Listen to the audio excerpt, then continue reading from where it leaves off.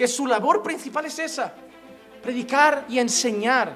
Pablo vivió para predicar el evangelio, vivió para predicar el evangelio. Hermanos, donde veía una tierra fértil, ahí Pablo iba. Donde le decían a Pablo, Pablo, por ahí hay 2 que no conocen a Jesús, Pablo iba. Vivió para eso. Sus días, sus noches, sus tardes, sus mañanas, sus veranos, sus inviernos, todos fueron para predicar el santo evangelio del Señor.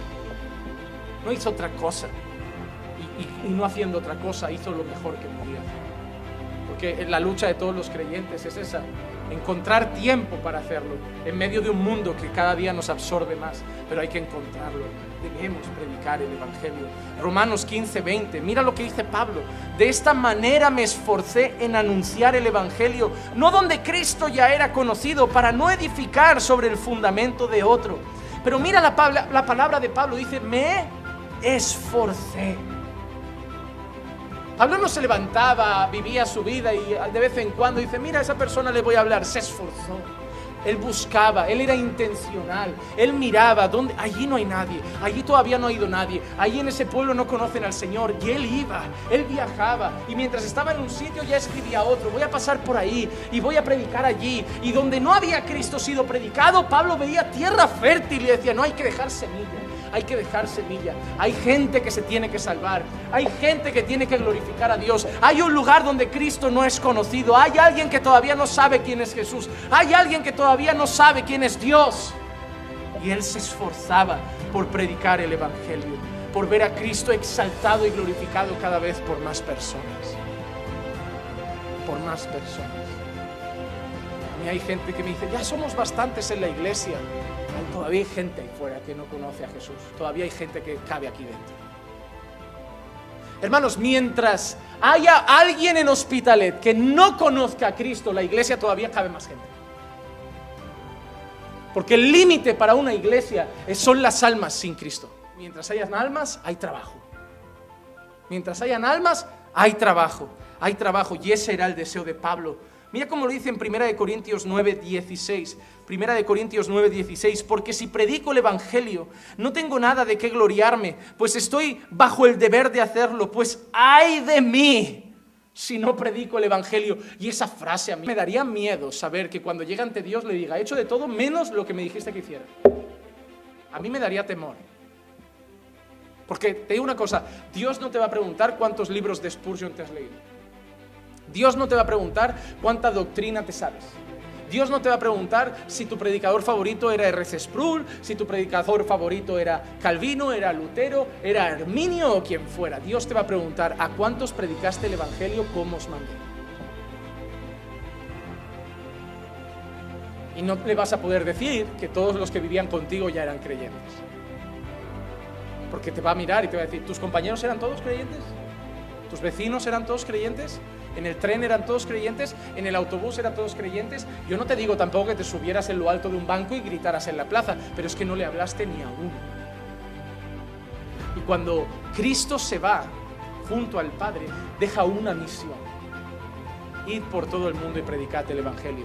Mientras nosotros muchas veces nos tenemos que decir: es verdad, tengo que predicar, Pablo había otra cosa que se decía: ¡ay de mí si no predico!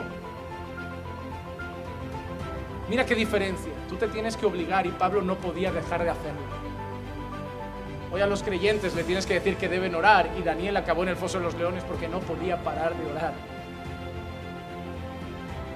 Hoy para que un creyente ore le tienes que decir: o oras o te mando con los leones. Porque si no, no ora. Pero ese hombre acabó con los leones porque no pudo parar de hablar con su Señor. Hoy todo el mundo quiere que cuando llegue el problema se pare como los leones, pero sin tener la relación con Dios que tenía Daniel. Cuidado, porque estamos en una cultura que nos quiere hacer todo el tiempo vivir deleite, entretenimiento, y nos han viciado a eso. Por eso pasamos de la serie al móvil, del móvil al YouTube, del YouTube a Netflix, de Netflix a HBO, de HBO a Amazon Prime. Porque nos han viciado al entretenimiento. Nos han viciado. Y hemos caído en la trampa. Y ahora no sabemos estar quietos. Hermano, el pecado mata. La cosa es seria. Y por eso dedico toda mi vida a enseñarte y a predicar, para que tengas temor de Dios y miedo a pecar. Miedo literalmente a pecar. Miedo a pecar. Pablo decía, si predico el evangelio no tengo nada de que gloriarme, pues estoy bajo el deber de hacerlo, pues ay de mí si no predico el evangelio. Nadie había rescatado tantos pecadores como Pablo, pero ¿sabes qué dice Pablo? No tengo nada de que gloriarme, porque estoy en mi deber de hacerlo. Hermanos, eso es una patada para los que no están haciendo nada. Hay un título en la Biblia muy importante que deben recordar siempre, se llama siervos inútiles. Y cuando hablo de siervos inútiles, las personas que no hacen nada para el Señor se quedan sentadas en plan, soy un siervo inútil. No, tú eres menos que inútil según esa frase. Porque siervos inútiles, la frase es, siervos inútiles somos, solo hemos hecho lo que teníamos que hacer. Es decir, los que solo han hecho lo que tenían que hacer se llaman a sí mismos siervos inútiles. Te pregunto, ¿y tú que no estás haciendo ni lo que tienes que hacer? Y eso es lo que Pablo se considera, un siervo inútil. La gente aplaudiría, no, mira Pablo, cuántas iglesias, cuántas almas, qué predicador, qué entrega, qué de esto. Y Pablo, mire, soy un siervo inútil, lo que no entiendo es cómo no lo estáis haciendo todos. No puedes verte admirado porque una persona ama la Biblia y ora regularmente. ¿A dónde ha llegado el nivel de cristianismo nuestro? Porque hoy solo decimos a la gente las bendiciones, las promesas, todo lo bueno que Dios te va a dar. Pero no hablamos del compromiso, de la entrega, del sacrificio, del esfuerzo. Y es necesario que la iglesia vuelva a decirle a los creyentes, no habéis sido llamados a estar simplemente yendo a un culto, habéis sido llamados a servir al Señor. Y no digo por servir al Señor esperar que en la iglesia te den un cargo. Te digo ganar almas. Hay almas que se pierden. Y Dios te ha llamado a eso y no se necesita un máster y no se necesita ser un catedrático, no se necesita tener una diplomatura, un máster en teología, simplemente se necesita sentir lo que Pablo sentía. ¡Ay de mí si no predico el evangelio! Porque es mi deber hacerlo, Que Pablo no solo sabía que la enseñanza, que la predicación era su mayor deber, sino que además Pablo sabía que lo debíamos hacer en el poder de Dios. Colosenses 1, 28 y 29. A Él nosotros proclamamos, amonestando a todos los hombres y enseñando a todos los hombres con toda sabiduría, a fin de poder presentar a todo hombre perfecto en Cristo. Y con este fin también trabajo, esforzándome según su poder, que obra poderosamente en mí. Mira lo que dice Pablo, que a través de la proclamación del evangelio, Pablo dice, amonestando a todos los hombres. ¿Amonestando por qué? Pero no hay que predicar el evangelio, pero el evangelio lleva, lo primero que lleva es amonestación. El evangelio lo primero que hace es declararle al hombre su pecado y hacerle entender que es culpable ante los ojos de Dios. Entonces dice, amonestando a los hombres y enseñando a los hombres con toda sabiduría. ¿Qué sabiduría? La sabiduría de Dios, el mensaje del evangelio, a fin de poder presentar al hombre perfecto en Cristo. ¿Y cómo presenta al hombre perfecto? Cuando el hombre es confrontado con el pecado a través del mensaje del evangelio y el hombre cree, se arrepiente y pone su fe en Cristo, el hombre es declarado justo, perfecto en Cristo ante los ojos de Dios. Y él dice que con ese fin trabaja y se esfuerza bajo el poder que obra poderosamente en él. Y ahí vemos dos cosas. Eso es la soberanía de Dios y la responsabilidad del hombre. Pablo dice, yo soy responsable de hacer la obra, pero yo confío en el poder de Dios. Pablo sabe, yo tengo que ir, pero Él tiene que obrar.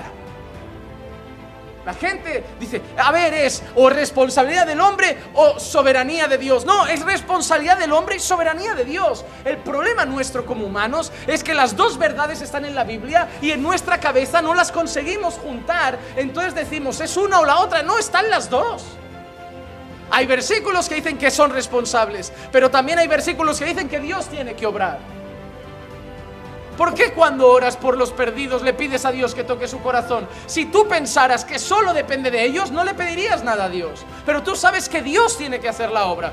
Tu deber es ir. El deber del pecador es arrepentirse, pero confías que solo Dios puede hacer algo. Tenemos responsabilidad, pero sabemos que todo depende de la obra de Dios. No sabemos casar eso, y es que somos limitados como hombres, pero las dos verdades están en la Biblia. El problema es que cuando solo enseñas uno de esos dos puntos, creas malas personas.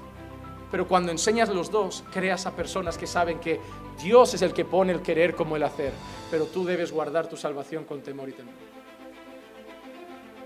Tú tienes la responsabilidad y Dios es el que pone el querer y el hacer. Los dos estáis involucrados. En la salvación solo entra Dios, en la santificación trabajáis juntos. Y creas creyentes que dan gracias a Dios cuando se santifican y se esfuerzan por santificarse.